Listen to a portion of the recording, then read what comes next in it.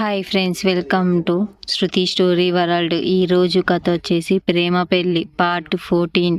వైశాలి శశితో ఉండాలని కోరుకున్నప్పుడు శశి వైశాలి గురించి ఆలోచించవలసి వచ్చింది. అప్పుడు శశి కాసేపు ఆలోచించి, కానీ మీ కుటుంబం అని అన్నాడు. ఆ కుటుంబం పేరు వినగానే వైశాలి బాధపడి, నేను ఇక్కడ ఒంటరిగా ఉన్నాను అని చెప్పింది. అయినా నువ్వు ఇక్కడ ఉండాల్సిన అవసరం లేదు, నేను ఒక్కరినే చూసుకుంటాను అని చెప్పాడు. వైశాలి తన కుటుంబం గురించి మాట్లాడటానికి ఇబ్బంది పడుతుందని శశి అర్థం చేసుకొని ఇంకేమీ మాట్లాడలేదు. ఆలోచనలో మునిగిపోయిన వైశాలి తన వేళ్లతో తిప్పుకుంది. అప్పుడు పరిస్థితిని మెరుగుపరచడానికి శశి ఇలా అన్నాడు, మీ ల్యాప్టాప్లో పనిచేసే వేగం చాలా తక్కువగా ఉంది, మరియు మీరు చేతితో అంతగా టైప్ చేయలేరు, కాబట్టి మీరు ఇలా చేయవచ్చు. పని కోసం ఈ లభించిన ల్యాప్టాప్ను మీతో పాటు తీసుకువెళ్ళి మీ ఖాళీ సమయంలో టైపింగ్ సాధన చేయండి. దీనివల్ల మీ వేగం పెరుగుతుంది అని చెప్పగానే వైశాలి దృష్టి మళ్ళీ ఆమెకు తెలియని ఒక పని గురించి శశి అడగడం మొదలుపెట్టాడు. శశి ఆ పని విధానం మొత్తాన్ని వైశాలికి క్షుణ్ణంగా వివరించాడు. వాళ్ళు ఆ పని గురించి మాట్లాడుతున్నప్పుడు అర్ధరాత్రి అయింది. ఈలోగా వాళ్ళు రాత్రి భోజనం ముగించారు. వైశాలి సమయం చూసి, సార్, ఇప్పుడు మీరు పడుకోవచ్చు అని చెప్పింది. అప్పుడు వైశాలి సోఫా వైపు చూసి, ఆ సోఫా శశికి చిన్నగా అనిపించింది. అతను ఉదయం నుండి దాని మీద పడుకొని ఉండటంతో అతని కాళ్ళు కూడా నొప్పిగా ఉన్నాయి. శశి ఫ్యాక్టరీలో గది లేదు. పెద్ద ఫ్యాక్టరీకి యజమాని అయిన గర్వం కానీ అహం కానీ లేకుండా అతను ఒక సాధారణ జీవన శైలిని ఇష్టపడ్డాడు. అతను ఎంత ప్రశాంతంగా జీవించాలంటే సామాన్య జన సమూహంలో కలిసిపోయేవాడు. అతను ఇంటర్వ్యూలు ఇచ్చినప్పుడల్లా తన వీడియోలు ఆన్ చేసేవాడు కాదు, కేవలం ఆడియో ద్వారానే మాట్లాడేవాడు. పత్రిక విలేకరులను ఎదుర్కోవాల్సి వచ్చినప్పుడు అన్నిటినీ చూసుకోవడం హెడ్ మేనేజర్ పని కాబట్టి ఎవరిని గుర్తించలేకపోయాడు. శశి బ్రాండెడ్ బట్టలు ధరించలేదు కాబట్టి అతను ఎక్కడ ఎవరు గమనించేవారు కాదు. అతను ఒక సాధారణ జీవితాన్ని ఇష్టపడ్డాడు. అతని దృష్టిలో కీర్తి, పేరు అన్నీ బ్రహ్మరేపు. తనకంటే గొప్పవాడు ఎవరో ఒకరు వస్తారు. ఒక మహనీయుడు ఒకప్పుడు చెప్పినట్లుగా, అధిక విద్య అధిక దానం ఒక వ్యక్తి మనసును బాధ చేస్తుండగా చదువుకున్న వ్యక్తులు తమ ఎదుట ఉన్న వ్యక్తిని చూడలేరు. వారి దృష్టిలో తాము చేసేదే సరైనది, ఆమె చెప్పేదే నిజం. మరియు ఎక్కువ డబ్బు ప్రజలను గౌరవించడం మర్చిపోయేలా చేస్తుంది.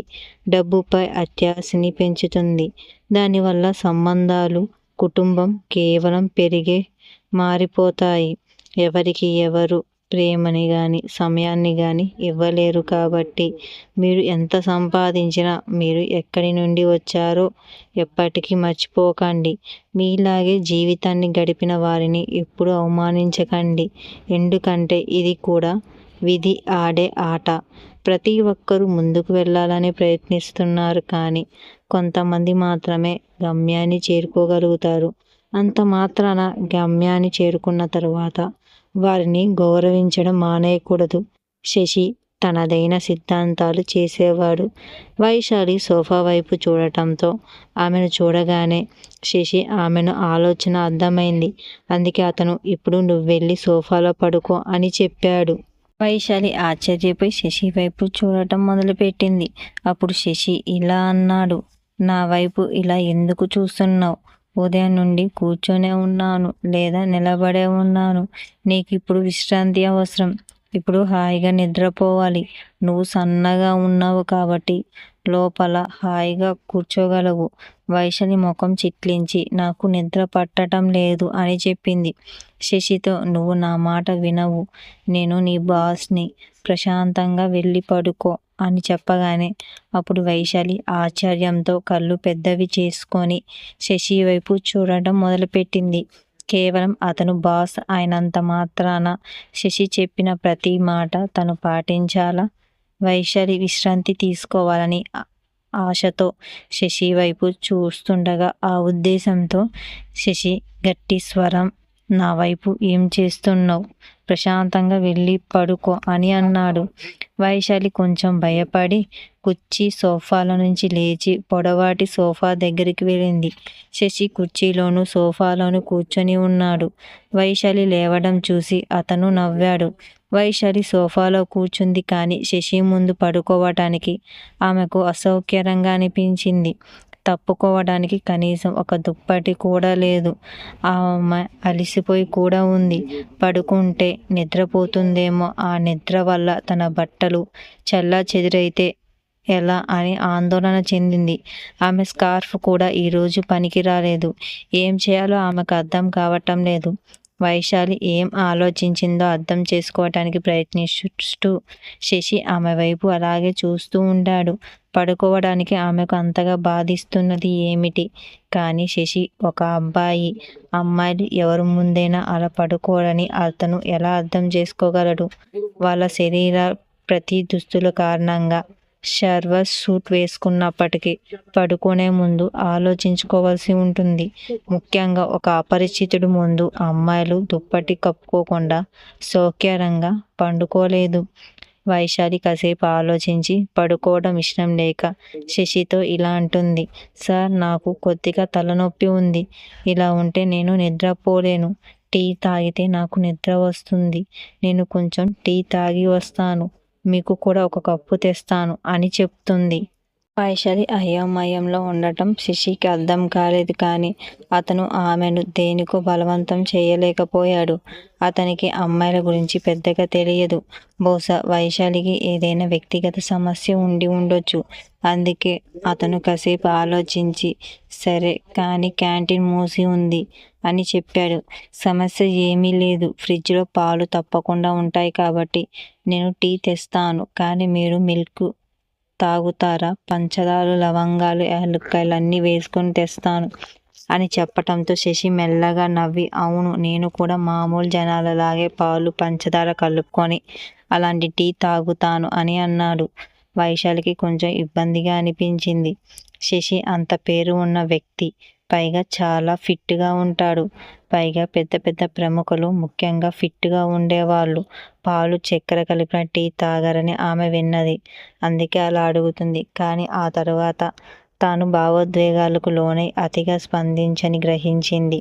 వైశాలి తల వంచి సరే అని చెప్పి అక్కడి నుంచి త్వరగా వెళ్ళిపోయింది. అతను ఫోన్ మోగినప్పుడు శశి ముఖంలో చిరునవ్వు మరింతగా మెరిసింది. శశి కాల్ అందుకున్నాడు. అప్పుడు శివ, అన్నా ఎక్కడున్నావు? ఇంత ఆలస్యమైంది, ఇంకా రాలేదు అని అడిగాడు. శశి ఇలా అన్నాడు. అరే, ఇక్కడ చాలా ముఖ్యమైన పని ఉంది. రేపు ఒక ముఖ్యమైన సమావేశం. అందుకే నేను ఆర్డర్ ఫైల్స్, బట్టలు, నమూనాలను సిద్ధం చేయాల్సి వచ్చింది. అందుకే ఈరోజు ఫ్యాక్టరీలోనే ఉండిపోయాను అని చెప్పాడు. అవునా, కానీ అమ్మ ఈ రాత్రి భోజనం సిద్ధం చేసింది కదా అని అనగానే శశి ఏమీ మాట్లాడలేదు. శివ, అవును సోదరా, కానీ ఆ పని చాలా ముఖ్యము అని అడుగుతాడు. శశి, అవును, అవసరం లేకపోతే నేను పోయేవాణ్ణి కాదు కదా. నువ్వు ప్రశాంతంగా నిద్రపో, రేపు నిన్ను కలుస్తాను అని చెప్పగానే ఇంతలోకి వైశాలి తిరిగి వచ్చి క్షమించండి సార్, అడగడం మర్చిపోయాను. మీరు మామూలు టీ తాగుతారా లేక ఇంకా స్ట్రాంగ్ టీ తాగుతారా అని అడిగింది. శశి కళ్ళు పెద్దవి చేసి వైశాలిని నిశ్శబ్దంగా ఉండు అని సైగ చేశాడు. వైశాలి నిశ్చలంగా నిలబడింది. కానీ ఆమె స్వరాన్ని విన్నాడు. అప్పుడు శివ, అన్నా, నువ్వు ఎవరితోనైనా ఉన్నావా అని అడిగాడు.